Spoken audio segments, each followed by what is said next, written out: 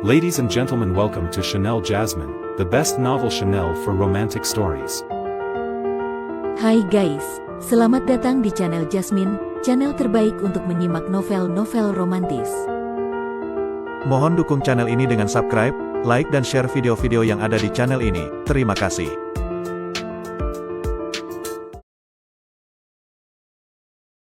Kaisar Agung Seni Bela Diri bab 1174. Cahaya ilahi tanpa batas memancar dari tungku dewa itu, meluas kemanapun menyentuh, menghancurkan ruang kosong dan meremukkan segala sesuatu. Cahaya tersebut kemudian berkumpul membentuk bayangan raksasa menyerupai sosok manusia megah, bak penguasa tertinggi langit dan bumi yang memandang rendah segala makhluk. Bayangan agung itu mengangkat satu tangan besar dan menindih ke bawah, membuat sinar bintang dari formasi 108 bintang yang sebelumnya menyelimuti hancur berkeping seketika. Tungku Hunyuan Wuji menggantung di atas kepala Luo Xiu, dan selama pikirannya bergerak, bayangan dewa yang terbentuk dari cahaya tungku tersebut akan melancarkan serangan sesuai kehendaknya. Saat itu, sinar pedang jurus Duan Kong melintas mengiris, namun bayangan raksasa itu mengangkat kedua lengannya untuk menangkis, dentuman dahsyat menggema membelah langit, mengangkat debu kemana-mana. Apa? Mata Duan Kong berubah drastis, ia merasakan jurusnya berhasil dipatahkan. Sementara itu, tiga kaisar dewa lainnya mengecilkan pupil mereka. Kekuatan Luo Xiu ini sungguh luar biasa, apa sebenarnya asal-usul tungku dewa itu? Serangan tadi seharusnya bisa membunuh kaisar dewa biasa, jadi informasi dari kuil iblis itu bukan dilebih-lebihkan. Meski dia hanya dewa iblis tingkat 9, membunuhnya jauh lebih sulit daripada kaisar dewa biasa. Ujar Duan Kong dengan suara berat. Meskipun terkejut, wajah keempat kaisar dewa tetap tenang. Jianwu menggerakkan jari, ruang hampa bergemuruh. Formasi 108 bintang berkembang menebarkan lebih banyak cahaya bintang yang berkumpul menjadi rantai cahaya. Dari rantai tersebut, 9 rantai utama membesar seperti naga bintang yang melesat di angkasa. Jianwu memang bukan ahli serangan langsung, tetapi sangat mahir dalam menjerat musuh. Seketika, rantai bintang menutupi langit dan merayap ke arah Luo Xiu, seperti ribuan naga yang membentang ratusan mil, sangat menakjubkan. Luo Xiu menggerakkan tungku Chaos Wuji, menggunakan bayangan dewa yang dikendalikan tungku untuk mematahkan rantai cahaya yang mendekat, namun jumlah rantai terlalu banyak sehingga ia hanya bisa bertahan tanpa bisa menyerang balik. Inilah jurus sejati Kaisar Dewa, hanya satu Jianwu sudah membuat Luo Xiu terdesak, sementara Duan Kong menyerang dari samping membantu. Tanpa kekuatan tungku Chaos Wuji, meski tubuh Luo Xiu sekuat tubuh dewa, dia pasti sudah tewas. Apalagi dua Kaisar Dewa lain, Nangguan dan Tianyuan, belum ikut bertarung. Terjebak dalam formasi bintang, Luo Xiu menyadari dirinya dalam bahaya nyata. Sementara itu, di pintu masuk lembah pedang Wuji, Dugu Jianchen tiba.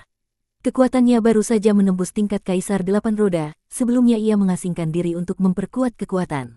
Baru saja ia dipanggil oleh penguasa wilayah untuk datang ke lembah ini.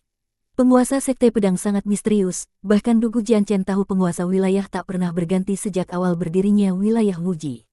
Wilayah Wuji sendiri sudah ada sejak zaman reinkarnasi, siapa yang bisa hidup begitu lama? Karena itu, setiap murid klan Dugu menganggap penguasa wilayah sebagai sosok penuh misteri dan hormat. Dengan rasa hormat, Dugu Jianchen memasuki paviliun di tengah lembah pedang. Aku, Dugu, murid muda, menyapa penguasa wilayah. Katanya hormat di depan pintu. Kau datang. Suara tenang keluar dari dalam paviliun, pintu tak terbuka. Di antara keturunan klanku, kau memang bakat pedang luar biasa. Kini sudah menapaki tingkat Kaisar 8 roda dan dengan bantuan adik juniormu, telah mengukuhkan dasar tertinggi. Itu pencapaian yang sempurna. Kata-kata itu membuat hati Dugu Jianchen berdebar, sebab pencapaian dasar tertinggi itu berkat 3 gulungan giok yang diberikan Luo Xiu. Jadi adik junior yang disebut adalah Luo Xiu. Ia tak tahu kenapa Luo Xiu menjadi adik junior penguasa wilayah, tapi ia merasakan ada banyak rahasia di baliknya. Dugu Jianchen memilih tidak menggali lebih dalam, karena ia yakin apa yang harus diketahuinya akan diketahui, dan yang tak seharusnya, lebih baik tak tahu. Reaksi Dugu Jianchen tampaknya membuat penguasa wilayah senang, suara dari dalam berkata, kau berhasil menembus tingkat Kaisar 8 roda berkat jasa paman kecilmu. Kini dia sedang dalam kesulitan, kau harus pergi menolongnya. Saat Dugu Jianchen keluar dari lembah, ia tak kuasa menahan ekspresi campur aduk antara tertawa dan kesal, dalam sekejap Luo Xiu sudah jadi pamannya. Meng Qianxiang menatap medan pertempuran dengan senyum dingin, tak kusangka Tai Sangqing punya banyak trik. Sayangnya menghadapi 4 kaisar dewa sekaligus, dia pasti mati. Jianwu dan Duan Kong cuma pembuka, dari keempat kaisar dewa, Tianyuan dan Nangguan yang paling kuat. Mereka juga memegang pusaka besar dengan kekuatan luar biasa. Ujarnya penuh keyakinan. Saat itu di medan pertempuran, Luo Xiu merasa sangat terpaksa karena hanya dengan serangan dari Jianwu Kaisar Dewa dan Duankong Kaisar Dewa saja, dia sudah benar-benar terkepung dalam formasi bintang raksasa itu. Kekuatanku masih terlalu rendah, aku tidak mampu memaksimalkan kehebatan tungku Chaos Wuji ini. Jika aku sudah mencapai Dewa Raja tingkat 9, dengan mudahnya aku akan memecah formasi bintang ini menggunakan kekuatan tungku ini.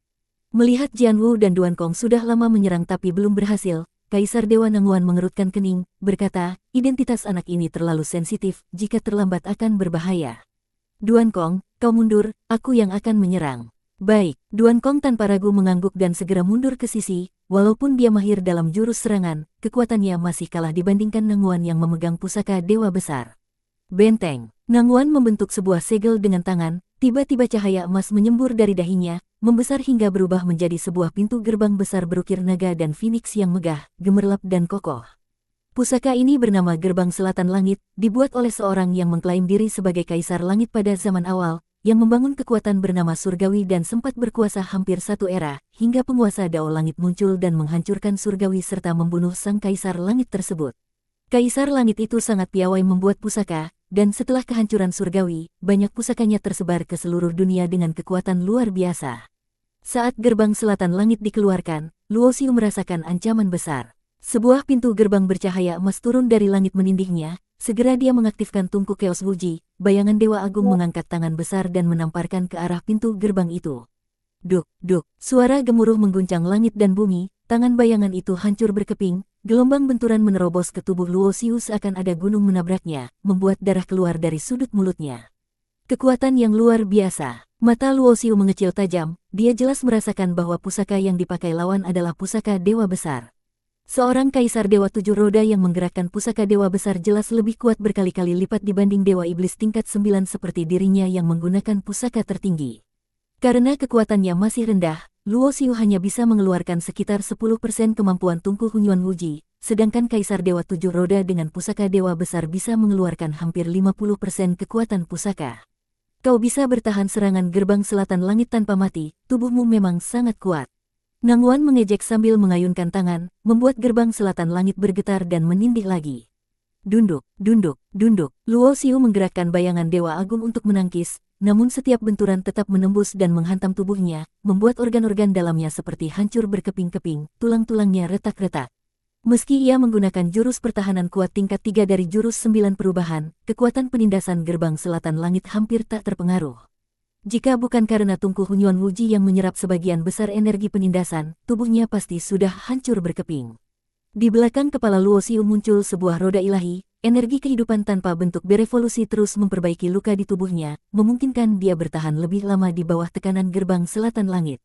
Orang ini benar-benar tangguh, hanya mengandalkan satu roda ilahi saja sudah sangat sulit dihadapi. Wajah Nangguan terlihat tidak percaya setelah beberapa kali gagal menjatuhkan Luo Xiu. Banyak atau sedikit roda ilahi bukanlah ukuran kekuatan sesungguhnya. Anak ini luar biasa, mungkin adalah seorang jenius langka yang berpotensi menjadi dewa abadi. Kaisar Dewa Tianyuan, satu-satunya yang belum bertindak, tiba-tiba bersuara serius. Jenius langka, penilaian itu terlalu tinggi, kan? 3 kaisar dewa lainnya berubah wajah, sepanjang zaman, belum pernah ada yang benar-benar mencapai keabadian. Dia bukan tubuh dewa, bukan roh dewa bawaan, bagaimana mungkin memiliki potensi abadi?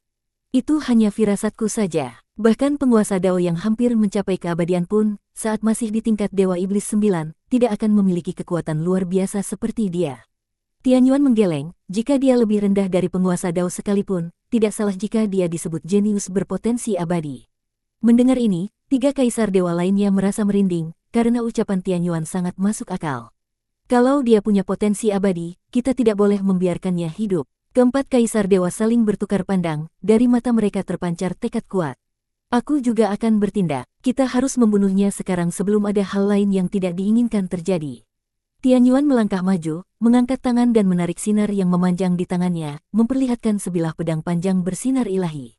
Swiss. Dengan ayunan pedangnya, seluruh energi langit dan bumi seolah terkuras, terkumpul menjadi cahaya pedang yang sangat terang.